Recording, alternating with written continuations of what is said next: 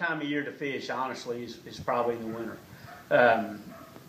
You know, when I go out there in the winter, there's very few people fishing.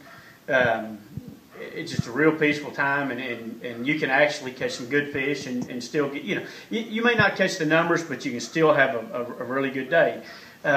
What I do in the wintertime, I automatically mentally prepare myself to know that I'm not going to get a lot of bites. But I go in that knowing it from the start. So the things that I like to do in the wintertime when it's cold, some of my baits of choice would be a jerk bait, suspended jerk bait. It's always good. You just have to really slow down. I throw a bait like a shad wrap crankbait, something like that. And you know, when I throw a crankbait this time of year, I'm going to do more crank it down and pull it.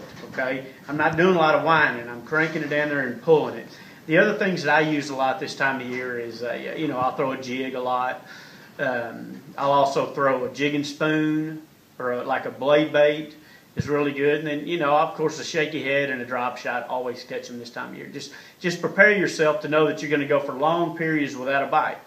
And the trick is, in the winter they don't feed as much as they have to in the summer and things like that. So you're going to have little windows of opportunity, and they usually don't last very long. Like a flurry may only be 30-minute flurry, and you may only have 1 or 2 or 3 of those a day, and it may only be 2 or 3 bites at a time. But it can be a great time to fish. I love it. I wish we fished more times, you know, in the winter. But you know, don't forget the jig and spoon and a blade bait and things like that. Always really pay attention to your graph that time of year.